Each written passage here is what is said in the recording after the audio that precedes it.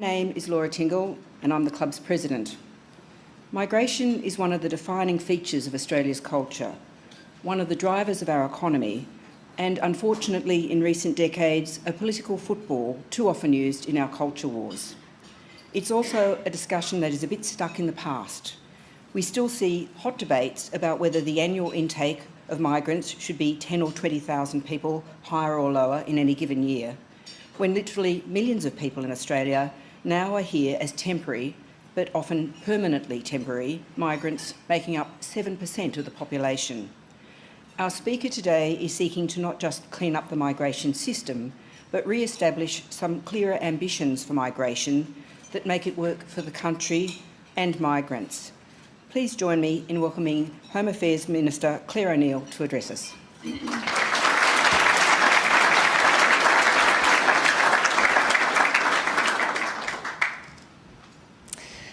Thank you, Laura, and thank you to the Press Club, and thank you to you, those of you here in this room and those watching at home, for giving your time for what is a really important conversation for our country. I acknowledge the Ngunnawal and Ngambri people, who have been the traditional owners of the land around Canberra for 50,000 years.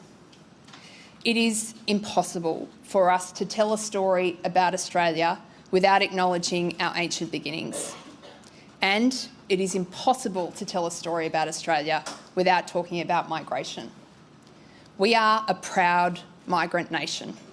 Half of Australia's citizens were born overseas or have a parent who was born overseas. Together, as one but many, we have built the most prosperous, safe, cohesive country in the world, and every Australian is entitled to be proud about that, and to feel confident that we can tackle what's coming at us in the difficult decades ahead. One of the really remarkable things about our country is that when we confront crisis and challenge, we use those moments to build a better nation for the next generation. And in doing so, migration has been one of our most important tools.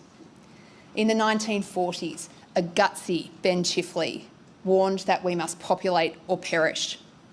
And the migrants who answered that call set the foundation for 2 decades of growth that delivered life-changing prosperity for Australian families. In the 1970s, Gough Whitlam blew open the dusty doors of power to bury the White Australia policy and welcome migrants from around the world. 50 years later, multiculturalism is still central to our Australian identity. In the 1990s, Paul Keating used skilled migration to drive Australia out of recession.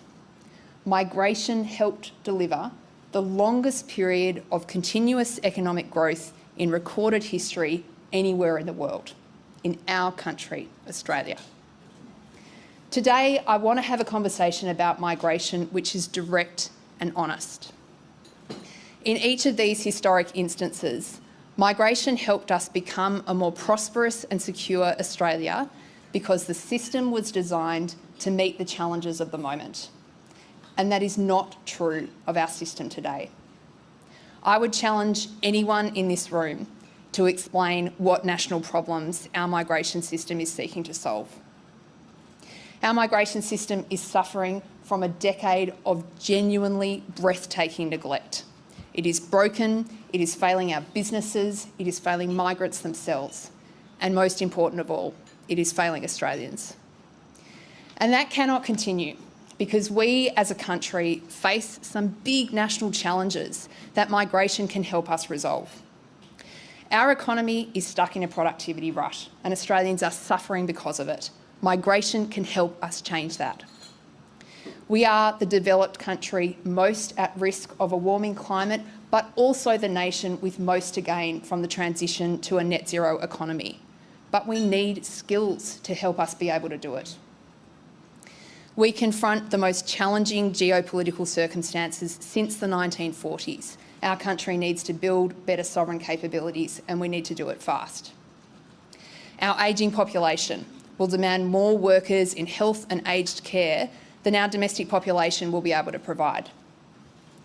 Migration will never substitute our laser focus on skilling Australians. It is not the full answer to any of the problems that I've described, but it is part answer for all of them. If populate or perish described Australia's challenge in the 1950s, skill up or sink is the reality that we face in the 2020s and beyond. Because today we aren't bringing in the talent that we need to confront these challenges, and we certainly are not making the most of the talent that we've got. The solution to this is to end the era of policy neglect and laziness, where the system has basically run itself. It means being strategic and decisive and purposeful about who we need to help us meet the challenges of the moment and how we will make sure that we get the best out of them. Since coming to government, my friend and colleague, Minister Andrew Giles, and I have been very focused on this enormous challenge. And in November last year, we asked former Secretary of the Department of Prime Minister and Cabinet, Dr. Martin Parkinson, to work with two of Australia's foremost migration experts, Professor Joanna Howe and John Azarias, to help our government get this system working in our national interest. And today we have released their report.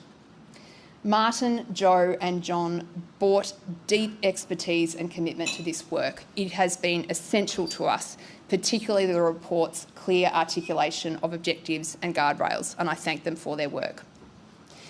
Today, I am also releasing a draft outline of a new migration strategy for Australia built in the national interest. This document outlines a series of directions for significant reform of this system, which we will work on, consult on and refine before we release a final strategy later this year. So today I want to do two very simple things. I want to explain what is going wrong in our migration system and how our government plans to fix it. The first big problem is that our migration system today is not delivering Australia the skills we need for the challenges that I have set out. Who we invite to come and join us in our national endeavours is one of the most important questions that the Australian government asks on behalf of its people. It is a question that deserves care and love and attention. But over the last decade, it has been treated with disgraceful neglect. Australia's historic migration success has been rooted in permanency and citizenship. We give people the opportunity to get established in our community, to educate their children and to become Australian. Today, our system is dominated by a large temporary migration program, and that program is not well designed. The tools which are meant to help us ensure that the temporary migrants that come here have the skills that we need is broken and back the front. To determine skills needs, we use outdated occupation lists that don't reflect the needs of the economy and labour market testing that both business and unions agree isn't working. And the effect of many of these rules is that we're missing out on the highly skilled workers that we need.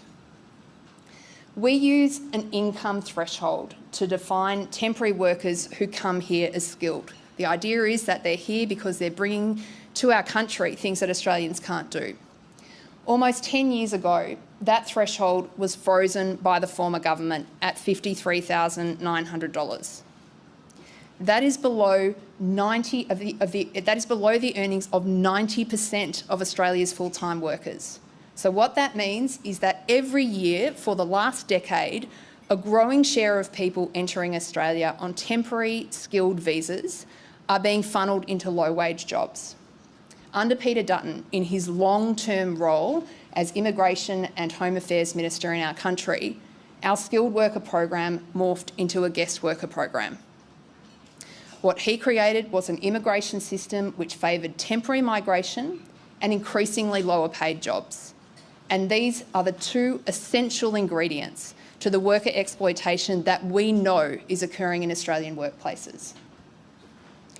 International students are a very important part of this puzzle.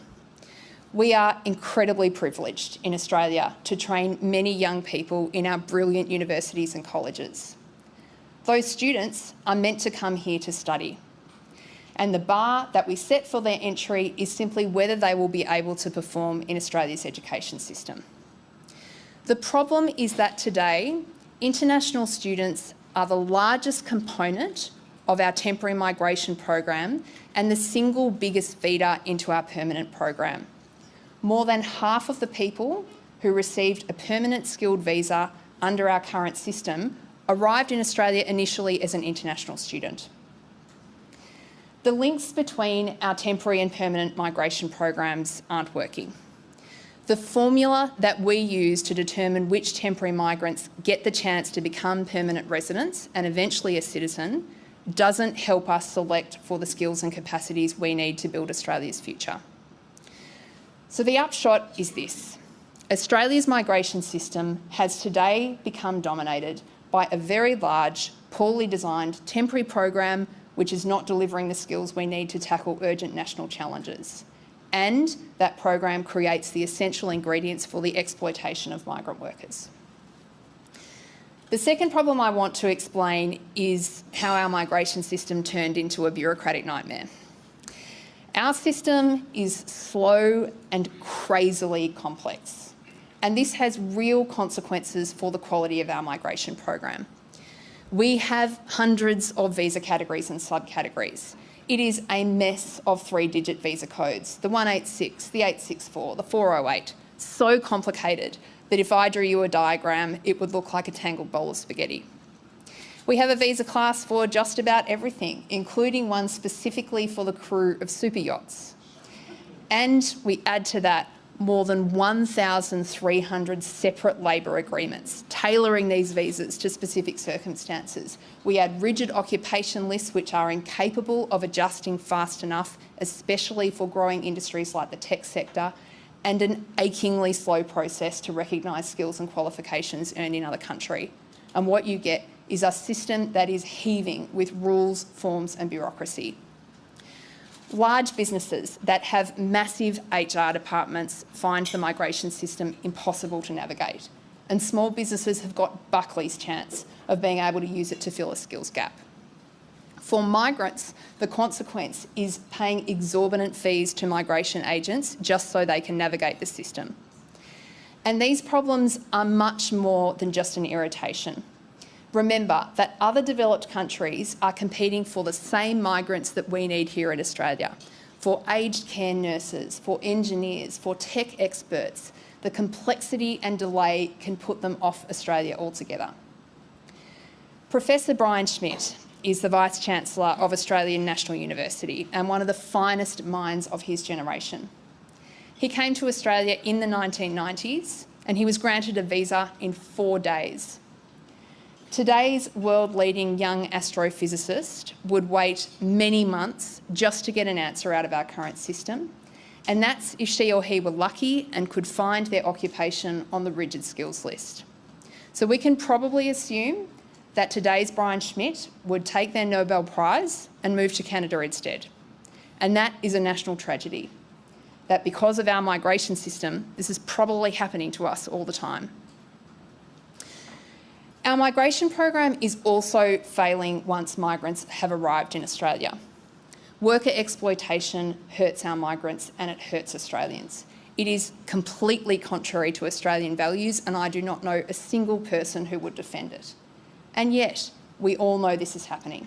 So going forward, we need to design out the opportunity from this system to exploit migrants as much as we can. I said up front that our migration program was unstrategic and unplanned, and there is no better example of that than in our housing market. Our country faces genuine and significant challenges providing safe, affordable housing for Australians. These problems are not caused by migrants. There are hundreds of thousands of fewer migrants in the country now than there would have been had we not shut the borders due to COVID. And yet we are still facing these very substantial difficulties with housing. Our housing problem in Australia is the fault of 10 years of gross inaction by a federal government that never had a serious housing policy, not for a day. And the fact that there is no way for our 3 levels of government to work together to plan for housing, services and infrastructure needs that result from population changes. A final failure I want to mention is that our migration system is not aligned with Australian values. First, integrity. Because the former government was asleep at the wheel, abuse of our visa system has gone unchecked. We need more resources in Home Affairs focused on ensuring that migrant worker exploitation is identified and addressed. What has emerged is a system where it is increasingly easy for migrants to come to Australia in search of a low-paid job, but increasingly difficult for migrants with the skills that we desperately need.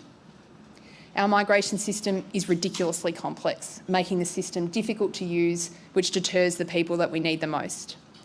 We're not doing enough to plan for and look after migrants when they arrive, and we need to restore Australian values to the heart of this system. We've been in government now for almost a year, and in that time we have made enormous progress on some of the most acute problems facing this system. Minister Andrew Giles has done absolutely tremendous work, dramatically reducing the 1 million long visa backlog. Healthcare workers are now getting their visas processed in 1 day. We are changing the culture and dynamic in our department, giving more resources to this part of Home Affairs and bringing migration right back into the centre of what we do. Business and unions welcomed a larger permanent skilled migration program last year to help us deal with what was the worst labour shortage that we have experienced since the Second World War.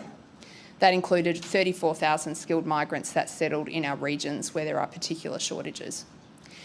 In February, we delivered on an election commitment to provide permanent visa pathways for approximately 20,000 existing temporary protection visa and safe haven enterprise visa holders. And last week, Prime Minister Anthony Albanese announced that as of July 1 this year, New Zealanders living in Australia will have a pathway to Australian citizenship just as Australians do when they live in New Zealand. New Zealanders are the single largest group of permanently temporary migrants in Australia. Our overall goal is to end a decade of ad hoc and piecemeal changes to this system and embark on a genuine reform that will set us up for a more prosperous and secure Australia in the 2020s and beyond.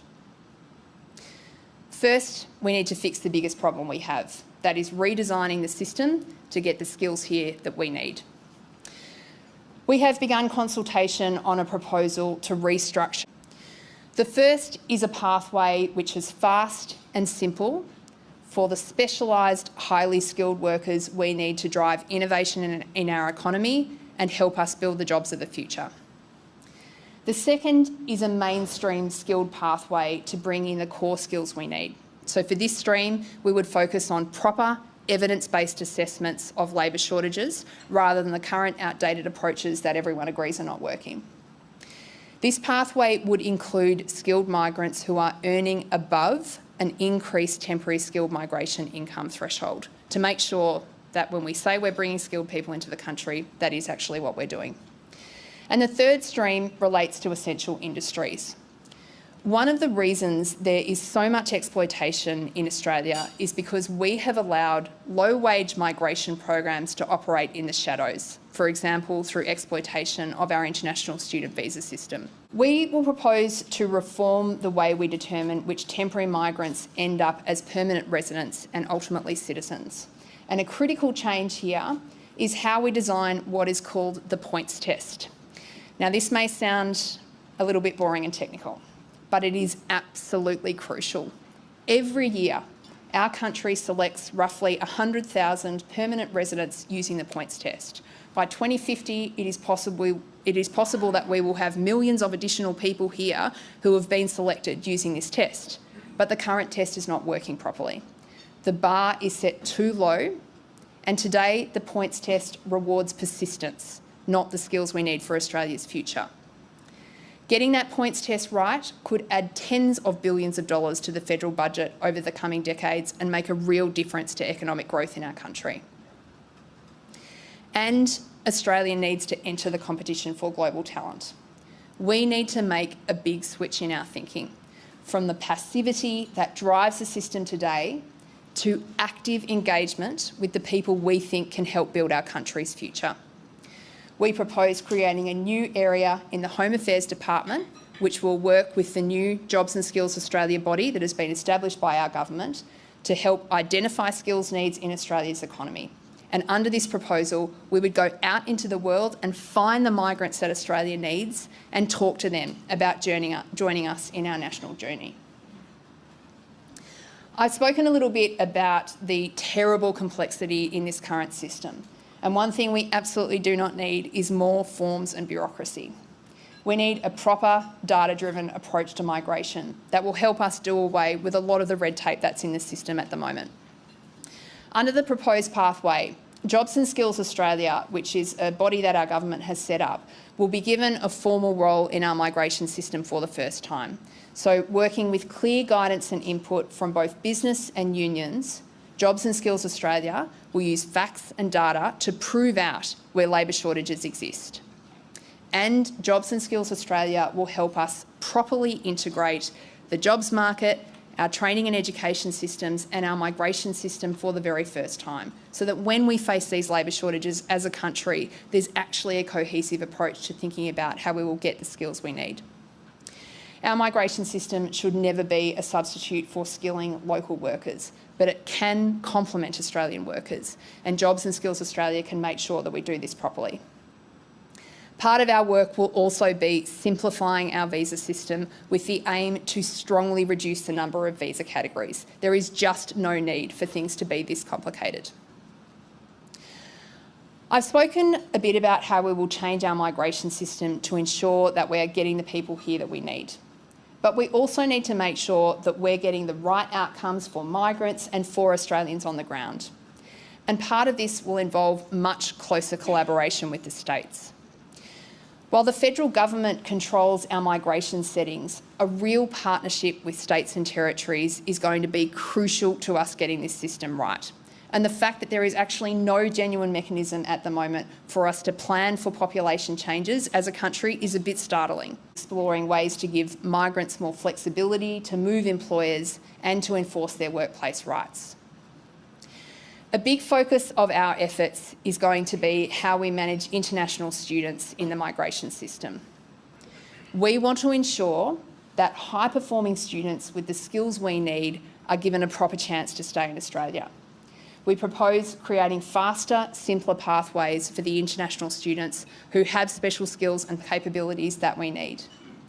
But we also need to make sure that our international student system has integrity. So working with my colleagues, Ministers Brendan O'Connor and Jason Clare, we are looking at tightening the requirements for international students studying in Australia to ensure that students who are here are actually here to study. Strengthening how the international student system and the migration systems interact will be a very substantial piece of work that we will share more information on in the coming months. Finally, a big change we need to make is to restore Australian values to the heart of this system. And I want to talk quickly about three of those values. So the first is integrity. Without integrity, we will lose public confidence in this system. We can guarantee that. And we can strengthen integrity by improving post-arrival monitoring and enforcement of wages and conditions to make sure that we detect and prevent exploitation. And it will mean better regulation of migration agents. The second is fairness. Fundamentally, this is about ending permanent temporariness and making sure that migrant workers can exercise their rights. As I mentioned earlier, we've done a lot of work already on this, really clearing two of the largest caseloads in that big permanently temporary backlog. But we need to make sure that this doesn't happen in the future. So we need to avoid policies and conditions that essentially give rise to people moving just from visa to visa to visa and never understanding really whether they'll get that chance to stay in Australia. So that means clearer pathways for the skilled workers we need, but also clarity for the migrants that have less of a chance of becoming a permanent resident over time. And the third value is inclusion. And we can do this by improving and streamlining skills recognition to help more migrants, including those secondary applicants, those partners of the primary migrant, to enter the labour market at a level that matches their qualification. And I want to announce two of those actions today. First, as of July 1, the temporary skilled migration income threshold, also known as the TSMIT, will increase from $53,900 to $70,000. This is the first increase in TSMIT in a decade, and it is a big deal. The Grattan Institute calls $70,000 the Goldilocks threshold. We call it essential to ensuring this program is what it says it is, a skilled worker program, not a guest worker program. Second, I can announce that as of the end of 2023, the end of this year, all skilled temporary workers will have a pathway to permanent residency. This does not mean an expansion of our CAPT program. It does not mean more people. It simply means that a group of temporary workers who have been denied even the opportunity to apply for permanent residency will be able to do so. We actually want, as a country, to increase competition for those precious permanent residency places, and we don't want to leave more workers in limbo, simply bouncing from visa to visa with no end in sight. These two changes show we're serious about the reform agenda ahead, and I hope that as I finish up today, you have a clear sense of what a new migration system for our country would look like. I've spoken a lot about what's going wrong with Australia's migration system today, and there are many, many problems. But what I am genuinely much more excited about is the big opportunity. We have every reason to be optimistic about our country's future and every reason to believe that our migration system can help us deliver a more secure and prosperous Australia, as it has done for us so many times in the past. We are a truly great country with a fundamentally broken migration system. So just imagine what we will be able to achieve when we get this powerful engine working again in the national interest. So I think those are important things that will improve some of the issues that I've talked about with international students. It's really important that we be very careful and consultative in any changes that are being foreshadowed and discussed here.